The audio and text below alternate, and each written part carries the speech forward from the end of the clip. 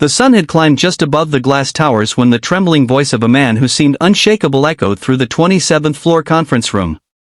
It was a place where power lived, gleaming marble, quiet air conditioning, and the heavy scent of money, but right then it felt like the walls themselves were afraid. Because sitting at the head of the table, usually calm as stone, CEO Arlen Crowford rubbed his hands together like a man fighting back tears. His gaze wouldn't stay still, it darted to the door as if he were waiting for someone who could save him from a nightmare no one knew he carried. And on the opposite side of the room stood a man in a faded blue shirt, calloused hands, a worn backpack slung over one shoulder. A man who did not belong in the world of skyscrapers, suits, and wealth. That man was Rian Soltero, a single father who had come for a simple maintenance job and instead stepped into a moment that would change everything he ever believed about courage, kindness, and second chances. If you believe kindness can change a life and everyone deserves a second chance, please like, comment, share, and subscribe to the channel Stories of Kindness. It truly helps us bring more touching stories to you. Rian had not expected any of this. His day had started at sunrise in a tiny apartment where the fan rattled like it was tired of working as hard as he did. His 8-year-old daughter, Mira Soltero, slept curled up in blankets patched so many times they were more stitching than fabric. Rian had quietly kissed her forehead before heading out, whispering a promise he had whispered every morning, that things would get better, that he would keep fighting for the life she deserved. But promises were heavy for a man who had lost too much already. After Myra's mother died suddenly 3 years ago, his world collapsed in on itself. Jobs came and went. Bills did not. He worked as a building maintenance contractor, fixing elevators, clearing drains, repairing whatever broke in the offices of people who lived lives he saw only through glass windows. This morning's assignment was supposed to be routine AC malfunction in the executive wing of Crowford Innovations. Rian had walked in thinking only of the extra pay. He had no idea the CEO himself would call him into a private room with a voice that cracked under pressure. As he stepped into that conference room, he felt wildly out of place, his clothes plain, his boots dusty, and his life a universe away from the polished world around him.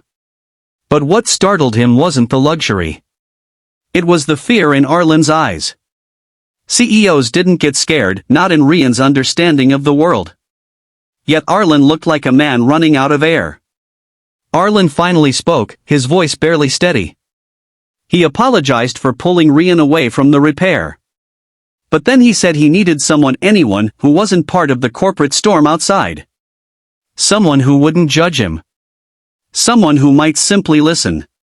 Rian didn't understand why he was chosen, but he nodded. Because sometimes a human voice asking for help cuts deeper than status or wealth. Arlen took a long breath before revealing what was destroying him. He had just received news that his only son, Jace Crowford, had collapsed during a hiking trip at the far end of the city's national park. A remote area. Hard to reach. The rescue team had managed to bring him down but with a serious injury that required immediate transfer to a specialized medical unit across town.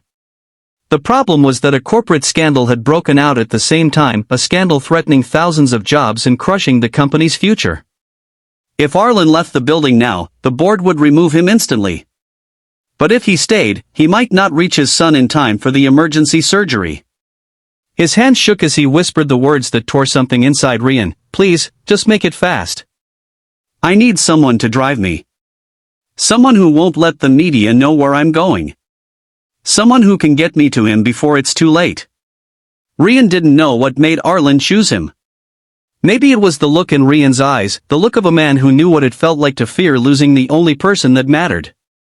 Rian thought of Mira, her laughter, the way she clung to him when storms frightened her.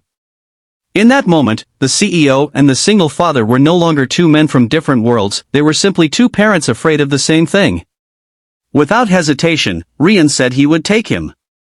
They rushed toward the service elevator, Arlen trying not to fall apart as tension made his breath shallow. The city outside was pulsing with midday heat, traffic swarmed the streets in chaotic streams. Rian's old pickup truck waited in a side alley, paint peeling, one headlight taped with clear plastic.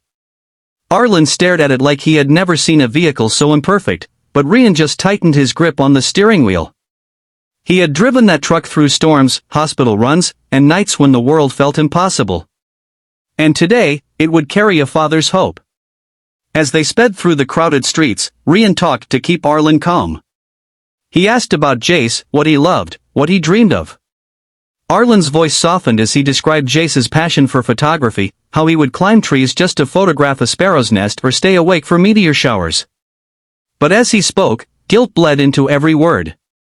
Arlen confessed he had been too busy building an empire to see the small moments that made his son's world beautiful. He admitted he had missed Jace's last 3 birthdays because of business trips.